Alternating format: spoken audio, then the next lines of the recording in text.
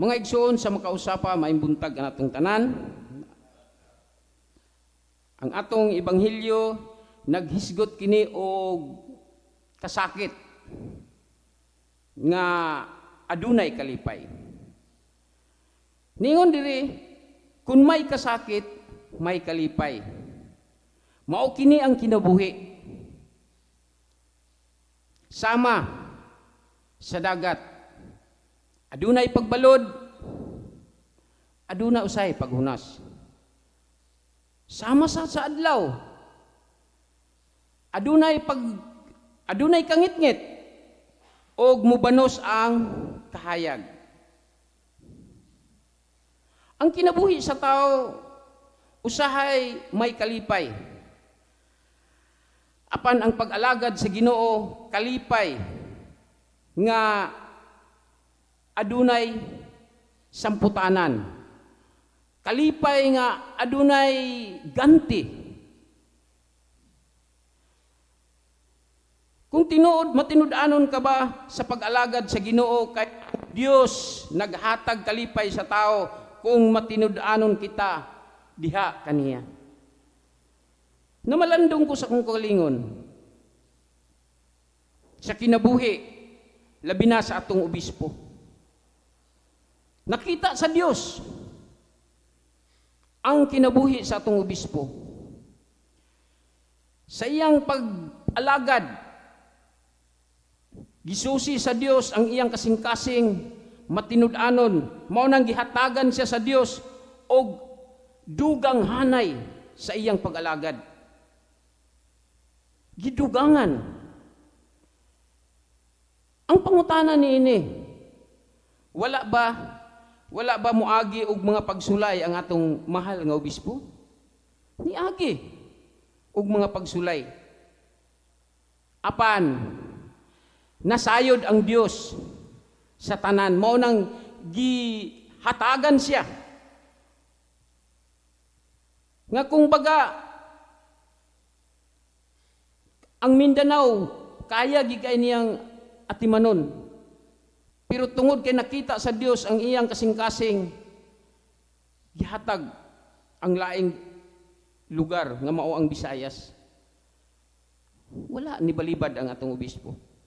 Muni mga igsoon nga di ay sa atong pagpangalagad, kung tinud-anon lamang kita sa Dios, andam gud siya mo ganti sa tao kung aduna kay makita sa Dios diha sa imong kasing-kasing nga matinud-anon ka sa pagpangalagad. Daghan ang nangalagad nga dili matinud-anon. Aduna say nangalagad nga matinud-anon. Atong makita diha sa pagkinabuhi nga Kristohanon, sa pagbuhat, labi na sa atong pagkinabuhi niini nga kalibutan. Sa Juan 14, versikulo 1, nga nag-ingon siya dire,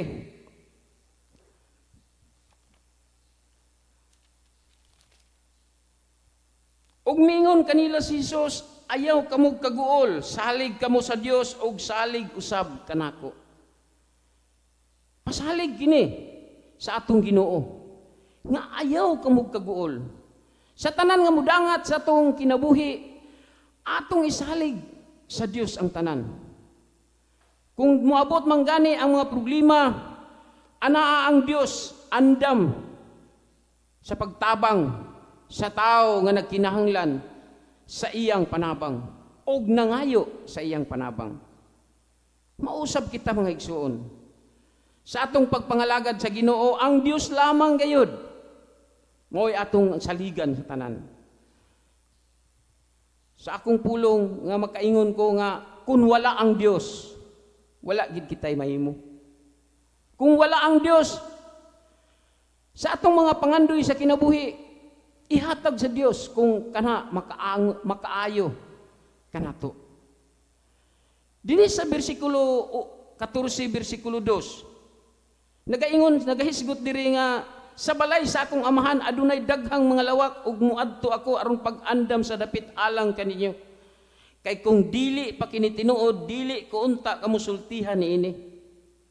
Sa bersikulo 3 nag-ingon, ug kun atuan na ako didto og makaandam sa dapit alang kaninyo, mubalik ako ug kuhaon ko kamo aron bisan asa ako atua usab kamo.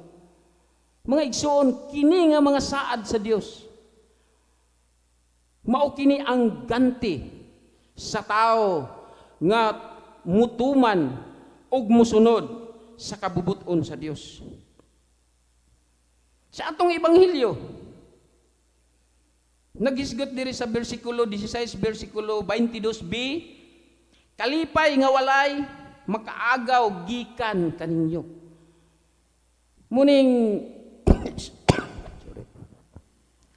ang iyang gihatag diri nga kalipay nga bisan ang kalibutan walay makaagaw nini, tungod kay ang Dios maoy tag-iya sa tanang butang niini nga kalibutan, bisan pa man ang atong kinabuhi. Muhatag kaninyo bisan unsa inyong pangayoon kaniya pinaagi sa ako ngalan.